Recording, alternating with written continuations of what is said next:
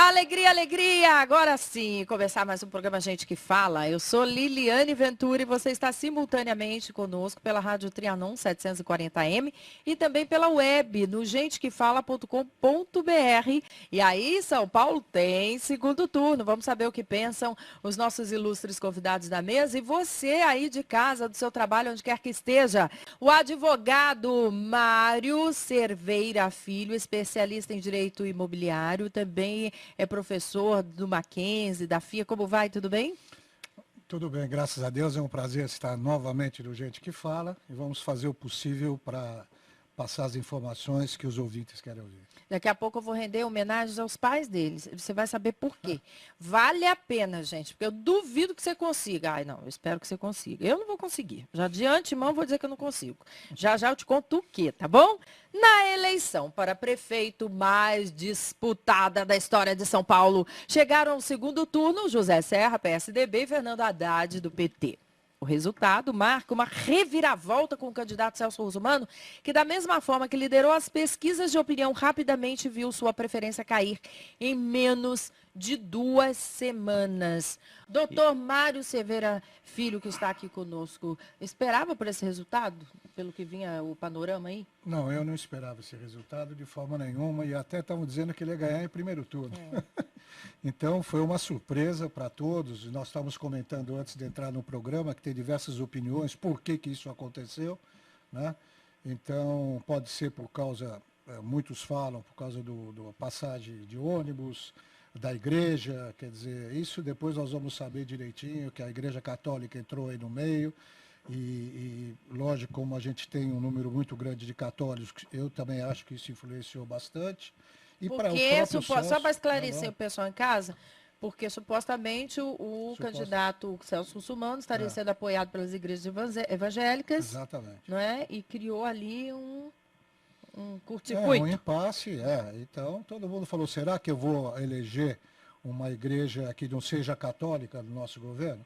E também acho que muita gente votou no Celso Russomano também por uma questão de dizer, sou contra o Serra e sou contra o PT. Sou contra o que está aí. Era uma opção, né? Sou contra o que está aí. E eu acho que isso é muito legal que tenha acontecido para mostrar que o Brasil não pode viver só em cima de 2 partidos. Chamou atenção também o número de abstenções e de votos brancos e 30%, nulos, hein? Chegou a quase a 1/3 do eleitorado da capital de São Paulo, somando quase 2,5 milhões de votos. O total corresponde a 28,89% dos eleitores, segundo dados do Tribunal Superior Eleitoral. Aí uma resposta, doutor Mário Cerveira Filho, ao que o senhor está dizendo mesmo, né? Ao descontentamento de muitos, né? Descontentamento geral, porque são as mesmas caras, a mesma história, né? As mesmas promessas. Eu estou cansado de ouvir saúde, transporte, educação. Não, vou ter que discordar do senhor. Vou ter que discordar do senhor. Então, muito bem, Tá? isso é democracia. Na hora lá do horário eleitoral, eu sou a primeira a assistir. Todo mundo tinha solução para tudo. Ah, bom, isso é verdade. Resolveram o problema da saúde, resolveram o problema do trânsito, resolveram o transporte, resolveram o problema... Agora eu quero ver. A Juripioca vai piar. Dá licença só um minuto, eu acho que teve um vereador que foi ótimo. A ideia dele, bem simples, foi ótimo. Aquele ninguém, né? Não sei se vocês viram isso. Já que você está contra tudo, vote em ninguém. O nome dele era Ninguém para ser votado. Vote em ninguém, ninguém, ninguém. Aqui em São Paulo, isso? Eu não sei onde foi, eu vi na televisão. Eu acho que num quadro desse humorístico, mas era verdade. O nome dele é Ninguém. Eu vi um outro muito curioso também, que era morto no interior de São Paulo. Aí você vai, vote no morto. Não pode fazer nada. Eu me lembro bem o papel. Eu me lembro de um cara que foi candidato em 1982, cujo slogan era faça um rolo estadual. Ai, meu pai. Está aqui presente, sentado e cumprimentando você. Tudo bem aí? Foi mesmo, faça um rolo estadual. Faça um rolo. Era com 2 L's, mas era eu mesmo. Bacana. Ó, deixa eu falar uma coisa aqui importante. Nunca o Brasil deparou com aluguéis e preços de imóveis tão elevados, em total desconformidade com a realidade nacional. As inúmeras alterações na atual lei do inquilinato trouxeram impactos negativos relevantes aos locatários, tanto no que diz respeito aos imóveis residenciais como comerciais. É isso mesmo, doutor Mário Cerveira Filho, ele que é especialista no assunto. Eu tenho visto, mesmo quando houve a crise nos Estados Unidos, após essa crise, essa bolha imobiliária, eu tenho até escrito bastante, falado na mídia, em redes de televisão, etc., eu nunca vi os aluguéis e o preço dos imóveis tão altos. E acredito que está vindo aí uma bolha imobiliária. Eu não quero que ela venha, eu quero que o país continue nesse crescimento, mas essas alterações havidas na lei do inquilinato, que começaram a vigir, inclusive por coincidência, no dia do aniversário da nossa cidade, 25 de janeiro de 2010, elas começaram a vigir, não há dúvida que vieram fazer com que um pedaço bem grande desses aluguéis, nesses patamares tão altos dos aluguéis e dos, consequência, o preço dos imóveis, vieram a contribuir. Para você ter uma ideia, na minha opinião, que sou especializado nisso, faço isso o dia inteiro, a lei do inquilinato realmente estava desequilibrada no sentido de que o locador demorava muito para receber o seu crédito do inquilino. Realmente demorava 1, 2 anos quando recebia. Então, essas alterações fizeram com que isso fosse regularizado. Mas aproveitaram e colocaram outras regras que, na minha opinião, vieram a prejudicar muito. Por exemplo, anteriormente a essas alterações, o inquilino poderia sofrer uma ação de despejo por falta de pagamento, poderia sofrer 2 ações em cada 12 meses. Quer dizer, ele purgava a mora, esse termo que todo mundo conhece no fórum, pagava a segunda vez em 12 meses. Agora, ele só pode sofrer uma ação de despejo por falta de pagamento a cada 24 meses. Quer dizer, isso, na minha opinião, é cruel. Enquanto o país ainda está estabilizado e aí, agora já começa a inadimplência, aumentaram muitos requerimentos de falência, quer dizer, o Brasil está começando a se equilibrar. Isso é ruim para o proprietário. Não, isso é muito ruim para o inquilino. Não, porque a cada 24 meses são 2 anos. Antes ele podia sofrer a cada ano. Não, o inquilino sofria uma ação de despejo por falta de pagamento. Hoje ele só pode ter uma ação a cada 24 meses. 2 anos. 2 anos, então. Ele atrasa o aluguel, paga em juízo. Se ele, por acaso, atrasar o aluguel outra vez e sofrer uma ação de despejo, ele está na rua. Isso faz com que ele fique muito hoje, essa é uma das alterações que estão prejudicando os locatários, os inquilinos. Ele está na mão do locador hoje. Né? Então o locador vira para ele, bom, como você vai sofrer? Você paga 5 e paga 7 e continua aí, tanto na comercial como na residencial. E isso está fazendo com que, lógico, o sujeito vai pagar mais, porque a loja dele, ou onde ele mora, os filhos estão perto do colégio, etc. Ele vai acabar pagando o que o locador está querendo. E isso fez com que aumentasse os aluguéis. Mas desculpa, mas também esses reajustes não são regidos por lei? Não, mas não é reajuste, é a falta de pagamento. Ele deixa de pagar o aluguel por algum motivo. Né? Eu acho que ninguém deixa de pagar o aluguel porque quer dar o cano no outro. Ele não paga o aluguel porque ou teve uma doença da família, ou teve um problema comercial sério e deixou de pagar o aluguel. Então, se der uma dor de barriga nele e ele paga em juízo, só depois de 23 meses é que ele vai poder usar novamente o judiciário para não perder o seu imóvel. Quer dizer, eu acho que isso devia ser melhor pensado. Ou continuar como estava, 2 vezes a cada 12 meses. Dá o direito do sujeito a atrasar o seu aluguel. Isso, como consequência, está acontecendo, esses aluguéis altos.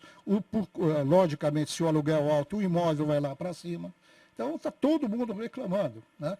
E enquanto todos estavam com dinheiro, ótimo. Agora, eu estou achando que a situação vai pegar e vai ficar muito pior. Mas não teria que ser nem tanto ao céu, nem tanto à terra? Porque, por outro lado, também, para o proprietário, estava ruim. Lógico. Porque para ele tirar esse cidadão que não honrava, né? O senhor falou em questão aí séria, né? De um problema aí no percurso. Mas é fato também que teve muita gente que trocou de carro, aí esquece que tem que pagar aluguel. Na dúvida. Né? Vi um monte de gente fazendo esse tipo de coisa, dando prioridade a viagens, que antes não tinha e agora tem a possibilidade de fazê-lo. Não é? Então tem casos e casos. O que seria o bom senso, na sua opinião? Então, mas o que aconteceu foi esse que está devendo o aluguel, hoje ele tem 15 dias para depositar, o que não era anteriormente. Quer dizer, isso foi resolvido. Depois de citado, ele tem 15 dias para depositar o valor principal, e nunca foi assim, com juros, com correção e até com honorários de advogado do locador. Se ele não depositar, ele está despejado.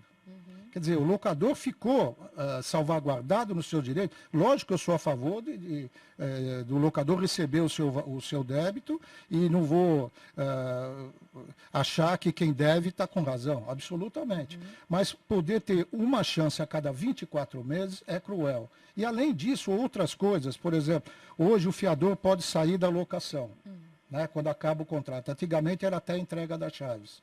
mudaram isso no sentido de que, a partir do momento que o locador quer sair de ser o garantidor da obrigação, o locador informa isso ao locatário, ao inquilino dele, e ele tem apenas 30 dias para arrumar outro locador sob pena de despejo.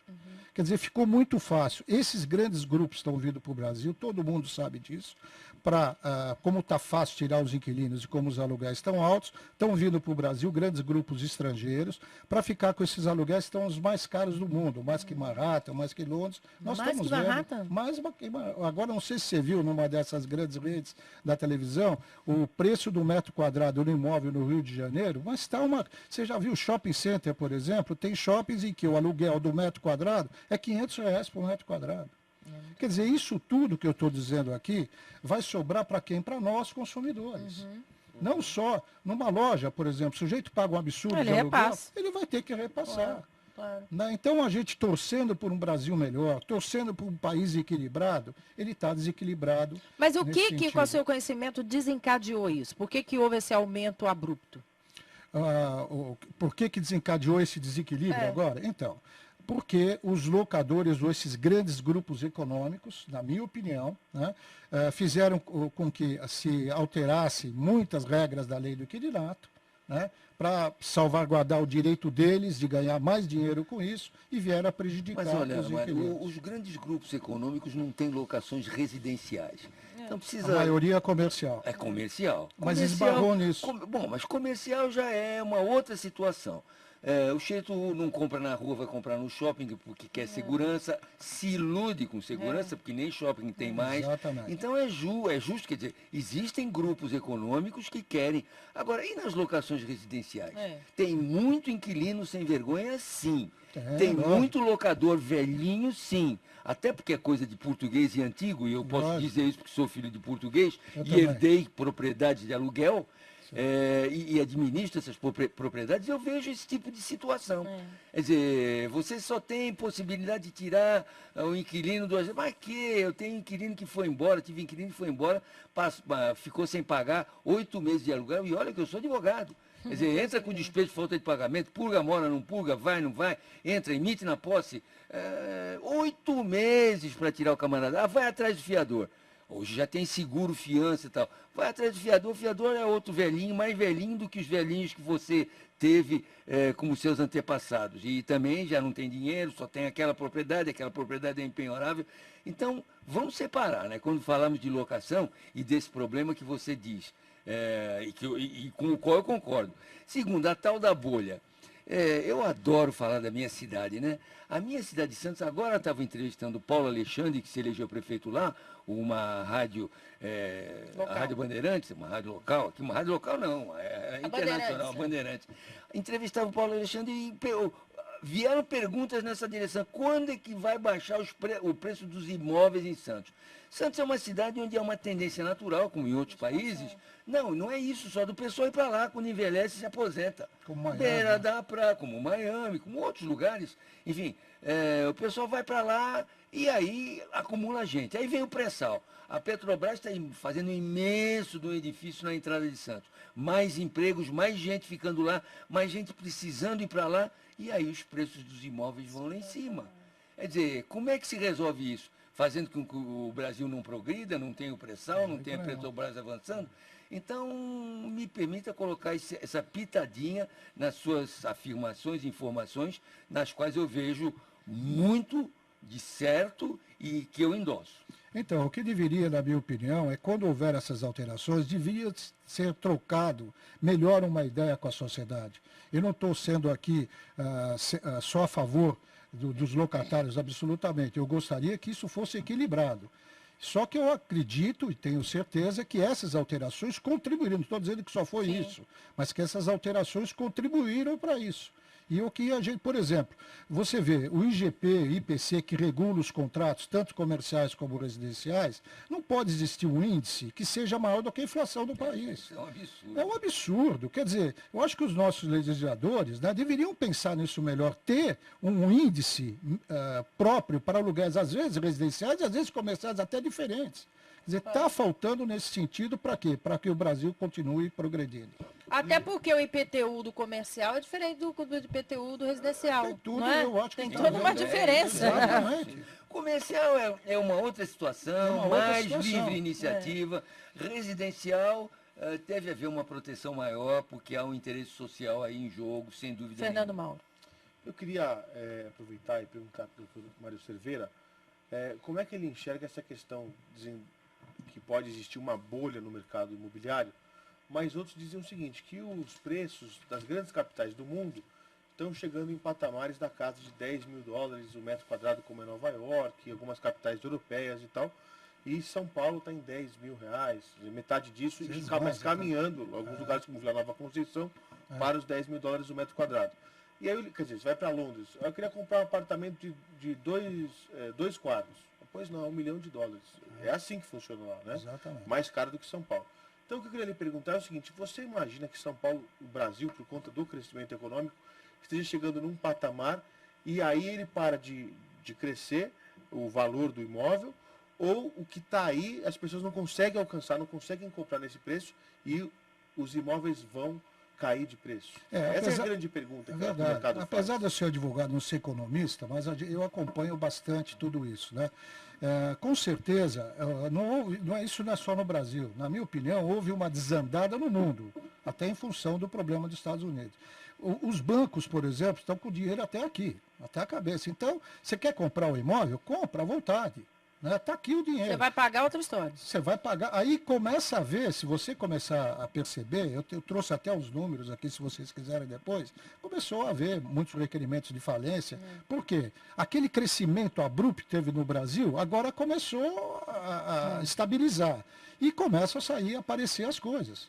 Né, como a inadimplência. Então eu estou com medo realmente, gente comprando televisão de 52 polegadas que não consegue, não cabe na sala dela. É verdade. Você entendeu? É. Por quê? Porque paga em 70 vezes. Aí aumenta o trânsito em São Paulo ou nas outras capitais, porque carro você compra em 70 vezes. E o sujeito não paga, todo mundo sabe disso aqui. Desculpe as costas. Não, é absoluto. Então, o que está acontecendo é uma desandada que nós temos que tomar cuidado e aparar essas arestas. Às vezes a gente, hoje, logicamente, a eleição foi ontem, a gente está super preocupado com isso, mas acabando essa febre de eleição, que é super interessante e tal, a gente tem que voltar nesse sentido de pegar tudo isso no Brasil, que precisa se acomodar e que a sociedade participe disso com pessoas especializadas para que Na não verdade, aconteça. houve um estímulo ao consumo e ninguém se preocupou em educar esse povo para dizer assim, a prestação é baixa, mas você vai ter que pagar, né?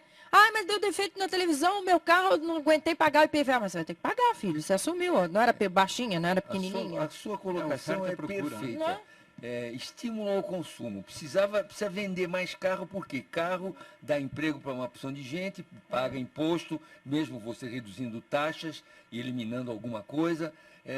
Então, estimulou-se o consumo. Linha branca e tal. Então, todo mundo comprou. Agora, esqueceram de avisar, olha, precisa consumir para poder o país andar, mas precisa Pagar só a conta de luz. um terço do que você ganha é para Ninguém orientou. de moradia, mas um terço aí precisa mostrar isso. Ninguém diz que tem que pagar. O Gabriel Tatuapé, doutor Mário Cerveira. A pergunta é a seguinte. É plenamente legal os condomínios que administram shopping centers cobrarem até 14 condomínios por ano por lojistas? Não, eu não ouço. Eu acho que ele está confundido com o aluguel. Aluguel, eles estão cobrando o 13º aluguel, o aluguel em dobro no mês de dezembro. Tem muitos shoppings, principalmente em Salvador, que estão cobrando o 14º no Dia dos Namorados e 15º no Dia das Mães. Se o contrato não pode cobrar 14 condomínios, tem que cobrar os 12 condomínios, mas deve existir umas taxas extras que ele deve estar, talvez, confundido como condomínio, na época do Natal e etc., ele deve estar se confundido com isso. Mas condomínio não, é impossível cobrar condomínio mais do que 12 meses. Olha aí, daqui a pouco eu vou contar para vocês o que os pais dele aqui, uma coisa linda, linda, linda, linda, e que eles vão comemorar e eu não vou conseguir comemorar e eu conheço muita gente que também não vai conseguir, já eu te conto o quê. A Márcia da Vila Anhanguera, doutor Mário Cerveira. É fato que os trabalhadores não chegaram ao índice de aumento que chegaram os aluguéis? Essa situação será revertida? Os aluguéis podem diminuir? Olha, os aluguéis podem, legalmente existe algumas maneiras de se reduzir o aluguel, como ação revisional de aluguel, que pode ser proposta de 3 em 3 anos. Acontece que essa ação, ela não vai retroagir ao começo do contrato. Ela só, se o locatário tiver vantagem, é a partir da citação do locador que pode retroagir. Quer dizer, o que foi pago, já foi pago, a não ser que pagou errado, pagou 2 vezes, o que é muito difícil acontecer. Mas eu também acho, como é que os trabalhadores têm um determinado índice de aumento e os aluguéis têm um índice muito maior, mas não pode retroagir o valor, não. Muito bem, a próxima pergunta é em relação, que é minha mesmo, se o né, no ouvinte, Isso minha é mesmo. sensacional. Ouvinte Liliana. Se o inquilino lá não pagou todos os reajustes previstos em contrato, tem como cobrar retroativamente até que haja o vencimento do contrato? Sua pergunta é ótima. Quando... Parabéns. Fausto Camunha, ouviu aí, né? Parabéns. Fausto, Aumentar o espetacular. salário, acima da inflação. Reivindica. Vamos fazer a revisão salarial. muito bem. Impressionante a pergunta. Fiquei impressionado. Liliana, é o seguinte, quando alguém deixa de cobrar o reajuste durante 2, 3, 4 meses, subentende-se que houve um acordo entre as partes e que durante aqueles meses não vai ser aplicado o índice do contrato. Tá? Agora, e não pode cobrar, não pode retroagir. Agora, se 1, 2 meses esqueceram de cobrar, aí sim pode retroagir. Puxa, eu esqueci de cobrar fevereiro, agora fevereiro e março separa. Mas se isso for 4, 5, 6 meses, não pode cobrar o atrasado do reajuste, mas pode sim cobrar dali para frente, quando há uma comunicação por escrito entre locador e locatário, e fala, olha, de agora em diante eu quero o reajuste. Mas o reajuste que compreende todo esse tempo que deixou de pagar? O contrato é de 30 meses. Ele já está lá 15 meses, sem pagar nenhum reajuste. A partir disso aí. A partir só do 16º mês é que o locador poderia cobrar. Porque subentende-se, eu repito, que houve um acordo entre eles, falou, não vamos cobrar o reajuste, mesmo que esteja no contrato, se eu deixei de cobrar todo esse período, né, é que houve um acordo, um telefonema, olha, está muito caro, eu não vou cobrar reajuste nenhum, mas não pode retroceder, só dali para frente. Muito bem. Após participar ontem de um café da manhã com dirigentes petistas, o ex-presidente Luiz Inácio Lula da Silva disse que não está preocupado com o julgamento do mensalão, até porque ele não sabia, até bem pouco tempo. Ele não sabia. Não sabia, ele falou que não sabia. Não sou eu que estou falando. Tá achando que estou falando piada? Ele falava, não falava, né? E esse julgamento está acontecendo em paralelo com as eleições municipais. Ele disse assim, entre aspas, não estou preocupado com isso agora, o povo não está preocupado também, porque todos, né, ou a maioria, ou o povo está preocupado sim se o Palmeiras vai cair e se o Haddad vai ganhar, disse o ex-presidente. Será que ele generalizou o paulistano assim mesmo, só preocupado com futebol? Seu comentário, doutor Marcos. Olha, eu acho que há muito tempo o futebol não é tão preocupante como era antigamente. Eu sou São Paulino, se o Palmeiras cair, eu vou brincar com os 3, 4, brincar no Facebook, na internet, mas realmente eu acho que todo mundo aqui, principalmente São Paulo, está com outra cabeça do que Palmeiras cair. Olha aí, balanço das eleições nas cidades que já elegeram seus novos prefeitos mostra que em 621 delas, mulheres vão comandar a prefeitura a partir do ano que vem. Elas representam 11,37% dos 5.463 prefeitos já eleitos no Brasil. Um recorde histórico. Quanto às mulheres, você presidindo a mesa aqui já demonstra, né, o que está acontecendo no mundo. Fausto Camus foi corajoso, né? Foi corajoso. Eu acho que ele tem toda a razão. E a mulher é bom que tome conta de bastante coisa, se o homem descansa um pouco mais. Mas olha a reivindicação dele, Fausto Camus. Eu pensava nisso. Acho que quem mais apoiou a candidatura foram os homens que bancaram, para que elas fossem... Descansa um pouquinho mais. Agora eu vou contar Deixa a para mulher vocês o que os pais dele vão comemorar, que possivelmente, eu sei que eu não vou fazê-lo mesmo, mas não sei se você é de casa, mas é lindo de contar, lindo de dizer. Os pais do nosso querido doutor Mário Cerveira Filho, o senhor Máriozinho, tem 99 anos, e a dona Zilda, 95 anos de idade. Eles vão completar 75 anos de casados, olha que bacana. Sabe o que é bodas? Você sabe qual é bodas que comemora? Acho que é de diamante. Brilhante, né? Meu filho, já está no brilhante. Ou alabastro. Olha que coisa mais linda. Receba um abraço aí em nome do nosso diretor Fausto Camunha, que muito estima seus pais, viu? Muito obrigado. Muito Parabéns. Quanto... Muito lisonjeado. A gente batia a Bate a palma. E essa Nilda obrigado. que pesquisou isso É, aí. um Obrigado, abraço, Fausto. Muito viu? obrigado, Fausto. Um Obrigado abraço todos. Muito a essa obrigado. família linda, viu? Vou mostrar esse vídeo para eles hoje. Com certeza, um abraço aos senhores. Muito tem para contar e para ensinar para todos nós, Sem né? dúvida nenhuma. Quantos filhos? Eles têm 3 filhos. Quantos netos? Ah, tem um bocado. Agora tem o bisneto, que é meu, que nasceu Tá quarta-feira vendo? passada. Parabéns, parabéns, viu? Obrigado. Olha, você que esteve aí conosco, nosso agradecimento. Lembrando que a direção geral do Jeito que Fala é do jornalista Fausto Camunha, diretora de produção Zenilda Salvato, produção Nicole Dalmaso, São Cléo Rodrigues, na técnica Luiz Felipe Batista, Renato Borges, Ed Silva, Nildo Neres e Benevedel. Beijo a todos e até amanhã.